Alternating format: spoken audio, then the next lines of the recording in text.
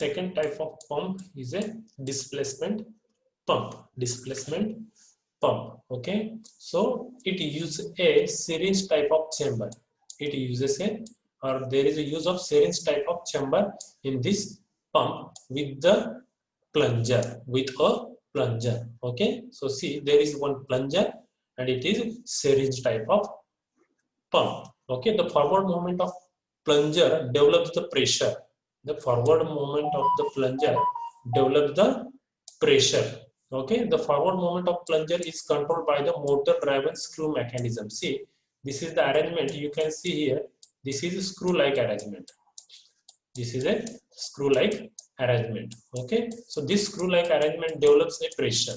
Okay, and by which that plunger can be moved forward and backward. So disadvantage is of this pump is its capacity is somehow small. Okay, but advantage is it gives a pulse free flow. Pulse free flow.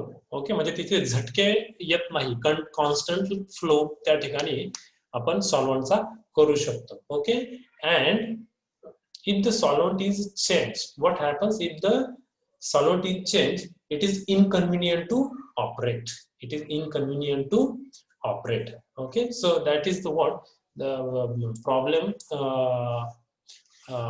associated with the displacement type of pump. Okay, so few are disadvantages, few are the advantages. Only one advantage is here that it gives a pulse free flow of the solvent. Okay, and remaining its capacity is low, then it again get inconvenient for the operation if you change the solvent. Okay, so these are what the minor thing we have to manage while operating this pump or using this pump. Okay, now the next, pneumatic pump. Pneumatic pump. This is what the diagram of pneumatic pump. P is silent here. Pneumatic pump. So the solvent is placed in collapsible container. Solvent is placed in collapsible container. See, if you here look at the diagram, from this side solvent comes in and from this side solvent goes out. See, when solvent comes in, how when it goes back. Okay, this is piston like structure. When it goes back, okay, so it creates the vacuum and solvent comes inside. When solvent comes inside, it gets closed, that is non-return valve. And when this comes back to the down position, solvent comes out from this side. Okay, and that goes to the column, analytical column. Okay, this is how back and forth movement of this piston helps to create and take the solvent inside and push the solvent towards the analytical column, and hence it is a collapsible container. It is a collapsible container. Okay, so compressed gas is used to apply the pressure to the vessel. As the pressure is applied due to the collapsible nature of the container, its volume decreases and pressure on the solvent is built up. Okay, so pumps are inexpensive. They are free of pulse, means they use a constant flow. Okay, they have disadvantages like they have very limited capacity with respect to solvent. Okay, then they develop only 2000 psi of pressure, 2000 pounds per square inch of pressure, and flow rate depends upon the viscosity of the solvent. Flow rate depends upon the viscosity of solvent, and it cannot be used in the gradient elution. Okay, if you are using more than one solvent for the separation purpose, you cannot use the pneumatic pump for the separation of the component. Okay, or for the developing pressure on the solvent. So this is what the limitation associated with this pneumatic pump. Now the next is a sample injection system. Sample injection system. See, this is a load. Okay, so if you take it to this side, so this is for the injection. Okay, and if you take this side, this is for the load. Okay, if you see in this diagram what happens now at this position, see, here it is a pump. From pump your solvent goes to column. Okay, this is at the load side. This is at the load side. Okay, and during this, see here inject and washed. So what happens? So see, if you see the sequence 3 here from inject port to the that goes to the connection 4 3, then to this side. Okay, from there that goes to SPE. From there it goes to back to the 6, then 5, then comes over here and that goes to the washed. Okay, or waste, you can say waste. Okay, now see what happened. Now if it is taken to the inject side, if it is taken to the inject side, see how the connection changes. Now here it is loop. Okay, now see, now pump is from the second connection it goes to third, and from there it goes to SPE. From there it goes to 6, then 1, and then to the column. What happens? See now. So what we are doing here, see, the volume of the sample to be introduced is ranging from few microliter to about 500 microliter. Okay, the reproducibility with respect to the volume delivery is equally important. Okay, it should be delivered the sample without decreasing the pressure, Okay, now so these are the methods, okay, by which above arrangement, this arrangement we are using. Now one is a stop flow, let's see, stop flow method, manual injection method, and sample loop method. Okay, so these are the methods over here by which, आता इथे काय केलेलं आहे तुम्ही जर बघाल व्यवस्थित diagram मध्ये, पंप आहे, पंप मधून डायरेक्ट सॉल्व्हेंट कुठे दाखवलेला आहे तुम्ही, कॉलम मध्ये दाखवलेला आहे, बरोबर. हा, आणि सेकंड केस मध्ये काय होतंय, ज्यावेळेस तुम्ही इंजेक्ट वरती घेता आहात त्यावेळेस काय होतंय, पंप मधून सॉल्व्हेंट जो आहे तो कुठे जातोय, SPE मध्ये जातो आहे. कुठे जातोय, SPE मध्ये, आणि तिथून पुन्हा कुठे जातोय, कॉलम मध्ये जातो आहे. कुठे जातोय, कॉलम मध्ये जातो आहे. म्हणजे काय आहे की थोडक्यात एका केस मध्ये काय केलंय त्यांनी की जेव्हा तुम्हाला इंजेक्ट करायचं आहे, सॅम्पल इंजेक्ट करायचं आहे, ओके, तर त्या केस मध्ये त्या ठिकाणी ही जी लूप आहे त्या ठिकाणी काय होते, या पद्धतीने दिसते तुम्हाला. ओके, तिथं आतमध्ये जे कनेक्शन होतं ना ते ह्या पद्धतीने होतं, आणि ज्यावेळेस तुम्ही इंजेक्ट केलेला आहे त्यानंतर काय होतं ते वेगळ्या पद्धतीने दिसतं. तुम्ही इथे स्क्रीनवरती बघू शकता. सो I will just explain it again so that इथे तुम्हाला आता एक्झाम्पल वगैरे खालचं एक्सप्लेन करतो आणि मी तुम्हाला पुन्हा इथे या ठिकाणी क्लिअर करतो. C manual injection method. In this method, sample is manually injected to the instrument with the help of syringe. Self-sealing septum is used over there, and micro syringe are used. Okay, so they should have ability to withstand at a high pressure that is about 15,000 psi of the pressure. So introduction of the sample is done manually. The method suffers from the reproducibility. Okay, it not use the reproducibility. Which method? Manual injection method. Now second is the stop flow method. So as the name itself suggests that the flow of solvent is stopped to introduce the sample. Flow of the solvent is stopped to introduce the sample. The filter on the column is removed and sample is directly injected on the head of the column. The filter is replaced and the flow is started. The reproducibility is poor and sample get directly introduced onto the column. Sample get directly introduced into the column. See, this is the system. This is the system. Okay. Now, sample loop method.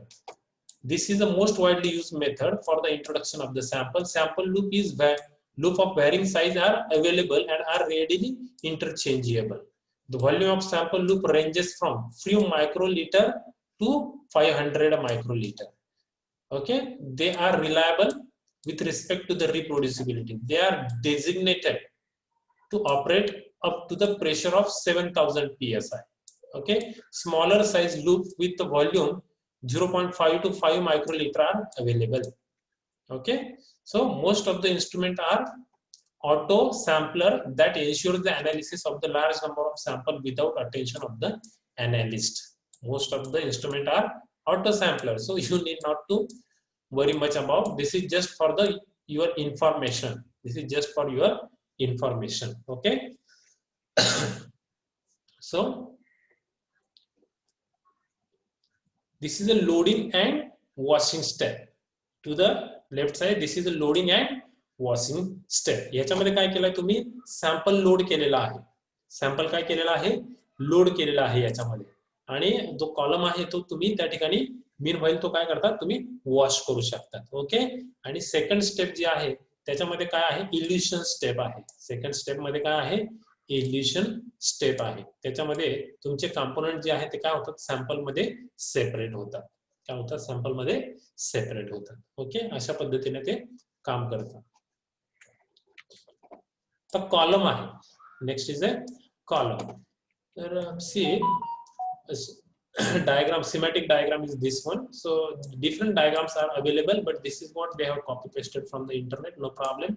This is for the understanding. This is a entrance. Okay. Here it is guard column. Okay. Then here porous titanium fit. Then anodized aluminum jacket. Anodized aluminum jacket. This is a main column. Okay. Then there is again porous titanium fit, and here it is a exit. Okay. So here the column is packed in the stainless steel container or in double walled glass tube. The double walled glass tube can withstand pressure up to 6000 psi. The column length is between 10 to 30 centimeter with internal diameter of 4 to 20 mm. The column are usually straight, and additional length of column, if required, can be obtained by coupling the column together. Okay. If you want more length of the column for better separation, you can couple the column with each other. Okay. But the column in general, their length is 10 to 30 centimeter and diameter is 4 to 20 mm. Okay. So the commercially available columns may have length up to 25 centimeter and internal diameter about 4 to 6 millimeter. Okay. And the column packing of the size is 5 micrometer. The column will have number of theoretical plates in the range of 40 to 60,000. 40 to 60,000 number of plates are present in these columns. Okay. So they should be able to withstand about this much of the pressure, 6,000 psi of the pressure. Hence they are double walled glass tube. Double walled glass tube. And you know their length is about 10 to 30 centimeter. Internal diameter is 10 to 20 mm.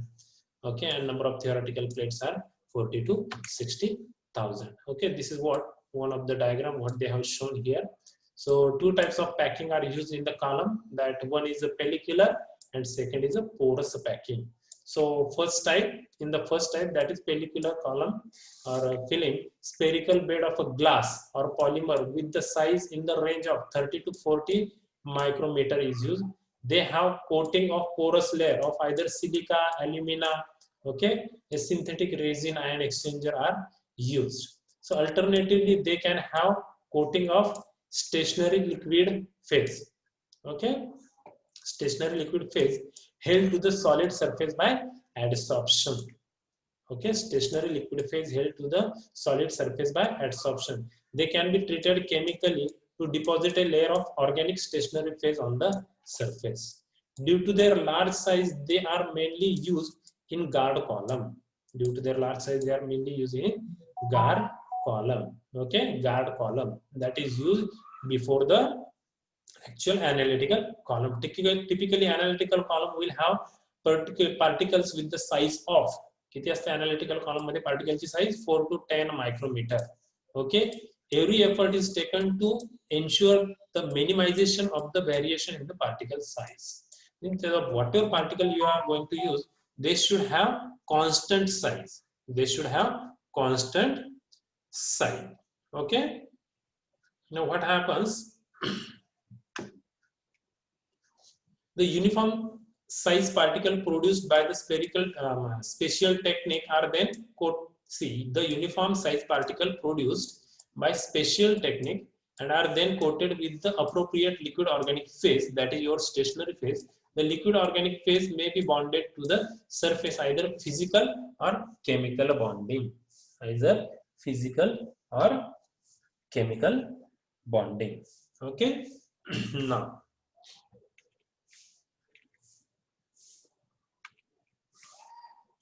some column are smaller size column, okay, and they are also called as a capillary column. Small size columns are called as a capillary column. Their length may be from 4 centimeter to 7.5 centimeter, and internal diameter is 1 to 4 mm. Okay, so particle size used to pack this column is 3 to 5 micrometer. Okay, and they also provide very large number of theoretical plates, about 1 lakh or 100,000s of theoretical plates can be provided by these column, and they are very efficient for the separation of the component and as far as speed of the separation is concerned. Okay, so they effectively reduces the amount of solvent to be used for the separation purpose because they are capillary column. However, the sample loading that column can handle is small compared to the normal column.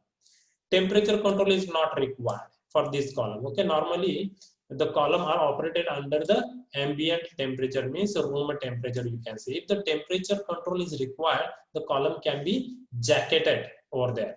If required, column can be jacketed. Okay, however, use of thermostat that ensure the constant ambient temperature will increase the efficiency of separation. Okay, that temperature, if you do under control temperature or the proper temperature, if you carry out the experiment, so the efficiency definitely increases, and that is very common. Okay, even we also, to maintain our efficiency, many offices are provided with the ACs, okay, to maintain the inside temperature of the that particular room. Okay, and as you know that during the summer season we feel very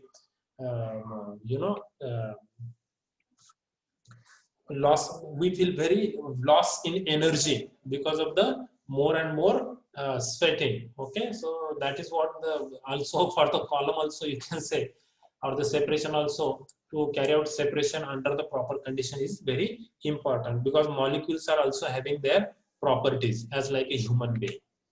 So there are the different detectors. So two types of detectors are there, and I'm just taking that in the next lecture because having very की एका वेळेस त्या ठिकाणी जास्त घेतलं की थोडंसं अंडरस्टँडिंगला आणि ऐकायलाही बोर होतं. So I will take detector in the next lecture. Thank you.